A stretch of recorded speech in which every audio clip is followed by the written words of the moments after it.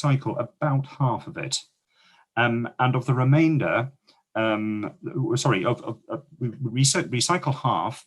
We send about 35% of remaining black bin waste to energy for waste recovery. And sadly, still we need to send 16% of waste into landfill. Landfill is a horrific thing. It is taxed heavily by the government. And we all want to minimize that as much as possible. So energy for waste then, the next largest chunk up, is reasonable. It's better than landfill, but it's not nearly as good as recycling. And that energy for waste, which basically is most of what goes in the black bin, is sent by truck to either Marchwood near Southampton or very near to Heathrow Airport. It's incinerated and generates electricity. So again, that's not great, it's reasonable, and hopefully in time, more of those facilities will start recovering carbon from those outputs, so that environmentally, it'll make that bit less impact on the environment. And then of recycled material, as I'm sure you're aware, we collect and do recycle a limited number of plastics. I'll come back to those soon. Glass and metal, textiles and fabrics, paper and cardboard, and green waste. And green waste includes food as well as garden waste. Now, the benefit of putting as much green material, including food, in the green waste bin is that instead of being sent by lorry to Southampton or Heathrow Airport, we actually compost it in a great big pressure cooker in Padworth, or just off the A4. And because we take out the vast majority of the transport of waste from your household or garden through to disposal, it ends up in Padworth. All the water in that waste, of which there's a lot, is evaporated over a period of about 2 weeks. And bacteria then digest a mixture of garden waste and food waste and turn it into a very nutritious compost, which is then sold to market gardeners and farmers and greenhouse centres, nurseries in the district. So green waste is environmentally quite a good thing. We could do a little bit better through a thing called anaerobic digestion, and that's certainly something we're looking at. But at the minute, the economics and the fact we'd have to transport that green waste to an anaerobic digester doesn't mean it makes sense quite at the present time. We are, though, keeping an eye on it. The key benefit, the key win, which we as the district could all get to, is by putting all our food waste, as well as garden waste if we choose to subscribe, but in any case, all our food waste in the green bin for recycling and not in the black bin. So just to recap, if food goes in the black bin, it gets burnt as waste. It contributes a quarter of our black bin waste, which, and again, it's frankly, it's all unnecessary. So the first thing I'd ask us all to do, please, is don't put food waste in your black bin. We are going to be putting stickers on black bins over the next couple of weeks, just as a reminder for everybody. Hopefully that will be effective. And hopefully we'll see a smaller proportion of our food being incinerated after being driven around the country.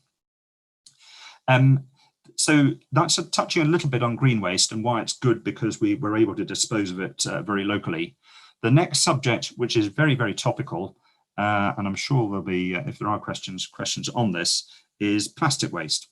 Now, at the minute, we are fairly cautious in the amount of material, the range of materials which we take for recycling, both from the household, your curbside collection, and from our recycling centres.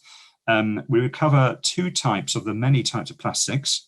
Technically, they're called HDPE, high density polyethylene, and PET, polyethyl phthalate, I think. Those two types of plastic are used to make up bottles, And both of them have markets where people and manufacturers in the UK can take them and can turn them into other plastics. That is a good arrangement, because a high proportion now of plastic bottles, which are made of those two materials, themselves consist of recycled HDPE and PET. Ideally, over time, the market will expand to, firstly, accept more types of plastic, and secondly, to reduce the range of the many other mixtures of plastics, which makes it so difficult to recycle things like margarine tops, margarine tubs and yogurt pots and all the various other pieces. The government is introducing a new regime which will effectively charge manufacturers, instead of us local residents via council tax, for the disposal of all packaging. And that will hugely, and it's already hugely changing the market, in that it's already incentivizing all the big retailers and food and consumer goods manufacturers to look at what material they're making bottles and tubs and everything else out of.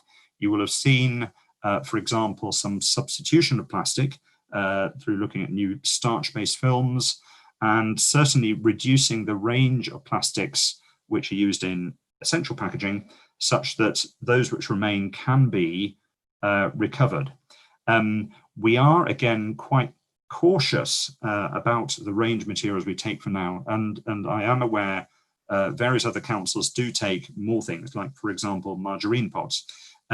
One point I would make to that challenge is that we've made very clear that Veolia, our delivery partner, have traceability to the end use of every type of recycled material. Some other councils and their suppliers will subcontract out the handling of mixed plastics. So you might see, for example, a big container where any plastic can be put in. The catch with that, while it is a perfectly respectable thing to do, is that that container of mixed plastic will be taken to a very large automated centre. The materials like HDPE and PET will be extracted from it. Some of the material, the remainder, different types of plastics, will go overseas, ideally to Europe, where there's a bigger market, in particular in Netherlands and Germany. Sadly, as has been in the news, some then ends up in underdeveloped countries, in particular in Southeast Asia, because the market is very fragmented. So that is, and I think we'll all agree, a bad thing. Hopefully it will gradually fade out, but we are not keen on offering more collections of more plastics, which would end up with that situation of us not being able to afford disposal, not having any valid uses for that material, and it effectively being sent overseas and brushed under the carpet, as it were. So again, with the government's new regime for producer responsibility, we're looking forward to a much better regime over the coming years, which will not cause us local residents to have to pay for disposal, and that will be a very good thing. One little early sign, which you may have noticed, is that in the mini recycling centres in several supermarket car parks and the like around the district, we've taken away glass recycling bins and replaced those with collections of Tetra Pak and disposable coffee cup and other coated plastics. And that's a really good innovation, in that, and it's been enabled because there is now a UK buyer who is, I think, prompted by the pressure on coffee chains. There's now a UK buyer for treating coated fibres and Tetra Paks and the like, and so now there's a good route for those. As well as Tetra Pak, there is also waste electrical items we're now able to collect from supermarket centres. So things will change with the recycling market, and I'm sure it will continue to improve. It will help us. Will help, though, if each and all of us can do our little bit. So I want to turn to that now. What can we do and what is going to happen? Firstly, again, just to round off the plastics piece, as I said, we, the council, are quite cautious about the number of materials. You may well be aware of a very good organisation called TerraCycle, and a splendid lady called Jana Little locally. She has a Facebook page, and I would encourage you, if you're not doing it already, and if you want to get rid of more of your household plastic waste, to contact Jana. She connects some of the TerraCycle programs, but there's definitely scope for more people to get involved. That will be one great thing. The next great thing, I've mentioned stickers, the next great thing is to get informed more and to learn more and basically be a bit more aware. We, the council, West Berkshire Council, have started a range of e-newsletters which you can sign up to. Just search West Berkshire Council newsletters. And among several other topics, we have newsletters on both the environment and on waste and recycling. So that will show you what we are doing and help you keep up to date with the service and so forth. So yes, be informed. The more challenging thing to do, the really good thing to do, would be to spread the word and encourage friends and neighbours to be more conscious and put less food, if ideally no food, in black bins. And I do appreciate it's a difficult thing to do. One of our neighbours puts margarine pots in there with their bottles, and I'm sure we all know people who are not as diligent as they might be. But if you have the opportunity, please do spread the word, because it's only by the great majority of people in the district taking part that we will make a substantial change here. So as well as spreading the word and encouraging others, a couple of local events coming up. And in particular, we have the postponed version of the Great British Spring Clean, which is now the Great British September Clean post-COVID. And that's going to be taking place a little bit later this month, from the 11th onwards.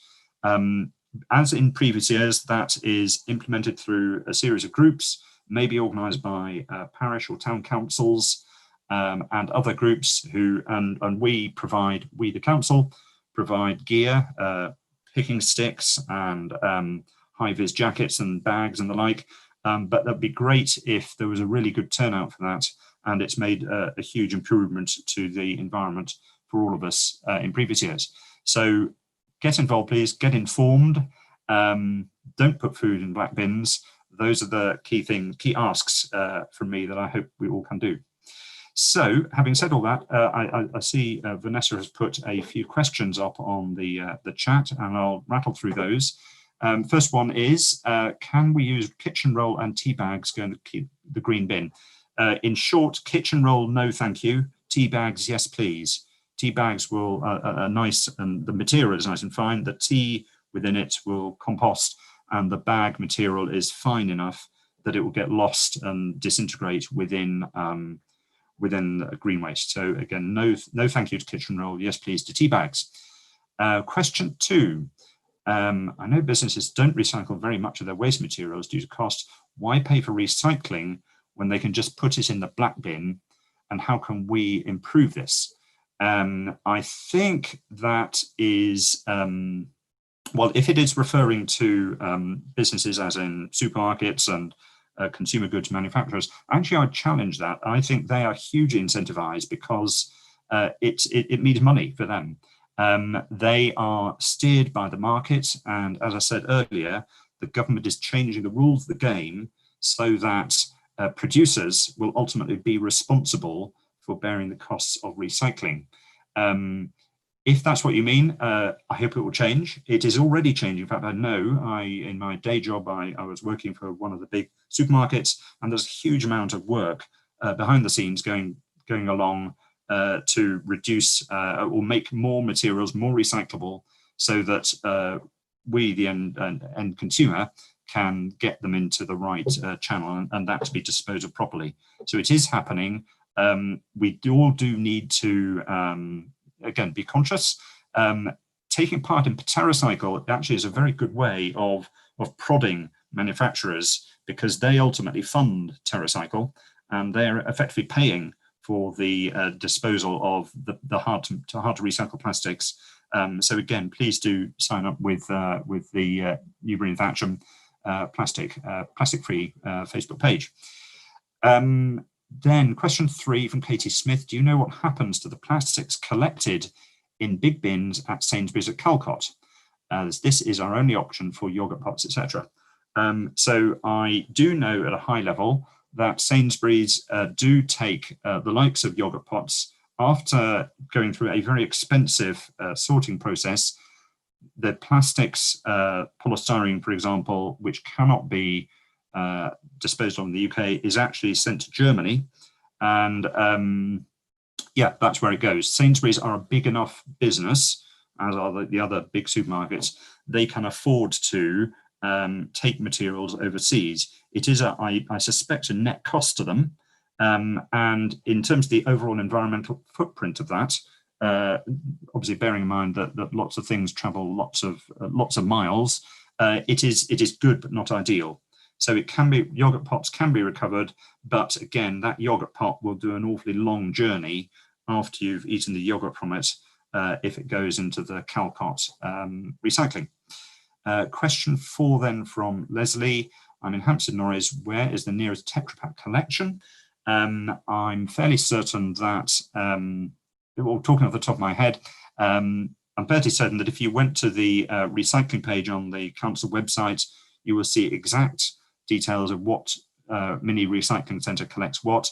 I'd be fairly confident that both Hungerford and Newbury Waitrose, if not Newbury Sainsbury's, do collect it. But again, please, that's off the top of my head, please do look this up. All of the mini recycling centres should now have Tetra Pak bins.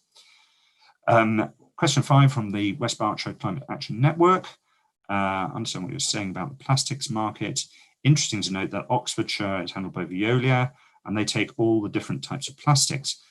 Yes, they do. And as I said earlier, Oxfordshire actually, and Veolia through Oxfordshire, actually subcontract plastics recycling, or that mixed plastics recycling, to a separate firm. I couldn't comment on where that goes. And again, we are here not very keen on doing that because the environmental footprint, as well as the additional cost for residents of taking mixed plastics, is a bit, frankly, underwhelming. So again, hopefully with time, the market will clear up. Do remember that the just mixing up of things, in particular in the world of plastics, where there are lots, the mixing and resorting means not only a huge cost to separate stuff, but also lots of road miles to take different types of plastics to different places. Then question 6 from Leslie Ravenscroft: Jan is a volunteer and does an amazing job, but it seems wrong that volunteers are having to take on this important role. So again, I do agree that Jana is a total star and she's doing a great job. You do need to remember, though, that Jana and TerraCycle are doing a totally different job to that of the council. We, the council, have an obligation to collect everybody's waste. And again, as I said at the start, we collect 75,000 tonnes of waste per year. TerraCycle take a tiny, tiny fraction of that. And plastics overall comprise about 0.2% of all waste. So while TerraCycle do an excellent job in gingering up the manufacturers and incentivizing them to recover and use more recycled plastics, it's firstly not realistic for the council to take everybody's waste and do likewise. And secondly, the manufacturers who will tolerate something of the scale of TerraCycle would not tolerate every single resident's mixed plastics ending up on their doorstep. So that is, again, a great but complementary activity. And again, I'm afraid we are where we are with the types of plastics until the market refines the range and makes more things more recyclable. Then question 7, what happens to the non-bottle shaped plastics that people put into curbside collection? I've heard it contaminates the whole load, causing it all to be sent for incineration. Is that correct? No, that's not quite correct, but it is still, it does contaminate the load. And what happens is that at Padworth, there is a great big machine which whizzes the stream of plastics around on a conveyor belt. As you know, you can put tins and aluminium cans in your recycling bag. So those two materials, steel and aluminium, are electrically removed. But then people by hand have to take out margarine pots and non-bottle plastics. So it does contaminate. We don't reject the whole load, but it's certainly not a great thing, and it can't be a great fun job. Question 8, again from the Climate Action Network. Other councils are changing the recycling collection boxes for cardboard to prevent it getting wet, as there is no market for recycling wet cardboard. What are we doing? So that's partially right. Yes, wet cardboard is not ideal. There is actually a market, and we do get revenue and income for doing this. One point I should have mentioned earlier regarding food is that we are planning to introduce a new food collection alongside black bin collection, and hopefully that will happen late next year, possibly early 2022. That is an expensive thing to do, but a very good thing to do. Firstly, for the environment, and it's about cost neutral in terms of us, the residents, and the council itself. But again, on cardboard, yes, I'm fully aware that wet stuff is not as good. The cost of distributing whole new large sets of bins is something would be great to do, but it's expensive. So good point, but not quite yet. Question 9, I'm a bit conscious of time here. I agree, Leslie, in order for me to recycle everything, not many were conscientious enough to do that. Okay, I'll take that as a comment. What happens to our plastic bottles? Where do they get processed, and what do they get turned into? Plastic bottles, again, get turned into other plastic bottles and occasionally bits of furniture. It's much better, to be honest, for them to be back into bottles, because it reduces the amount of raw plastics and the oil demand on plastics manufacture. But again, for many years have been, for example, park benches and many other things which are made from recycled plastics. Question 10, that's a repeat. Sorry, I'm going to skip over that for time. Question 11, is there any thinking on reducing thermopaper till roll? That's an interesting point. I would hope so, but I don't know. And good point, you cannot recycle coated paper like that, certainly at the curbside. Yeah, good point. I haven't thought of that. Oxfordshire, again, another comment. All is recycled in the UK. Right, okay. I can't comment further on what Oxfordshire do. And skipping on now to question 13. Can you recycle metal lids and beer bottle tops in with aluminium? Yes, you can. And again, both steel and aluminium can be recovered, and there's a good market for them, and that's absolutely fine. You missed the introduction and the first 2 minutes. I'm so sorry, and I think there might have been a technical issue. So I started by saying that basically the structure of what I was going to talk through. I mentioned the key statistic that we each produce 0.5 ton of material which goes into the bin or bins each year.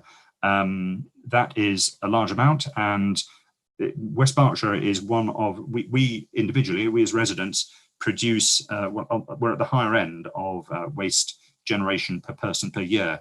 So anything that we all can do, and we can encourage our friends and neighbours to do, to reduce overall overall waste, would be a very good thing. And then very briefly, just from the start, again, we recycle about half our waste.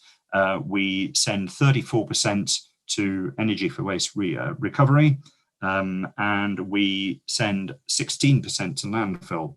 And landfill, again, is as a last resort. It has to be done for some big things, e.g. old mattresses, but it costs a lot of money. The government quite rightly taxes us, so to disincentivize us, but actually getting space and time and slots at the Energy Recovery Centre is a minor challenge. That was the introduction. I'll happily follow up by email later on. My details, by the way, are on the West Berkshire website. So skipping on to the questions from Katie Smith, contaminated cardboard. That's quite right. I personally would say that please do put greasy pizza boxes in with cardboard. the cardboard and paper market is very, very weak at the minute. And so whereas in the past, we would get more revenue from clean, uncontaminated cardboard, at the minute it really doesn't matter too much, particularly in the context of the overall district and the amount we're collecting. So please do continue putting pizza boxes in the recycling bin. Question 16 from Chris. Windy recycling day in litter. One switch to one bin. Again, that would be great to do, but they are rather expensive. I'd love it if we can do that, maybe alongside our, again, forthcoming food recovery collection. So I've been rattling on for half an hour, and thank you all for your questions. Very happy to answer any more. But again, thank you for your time, and goodbye. That's me.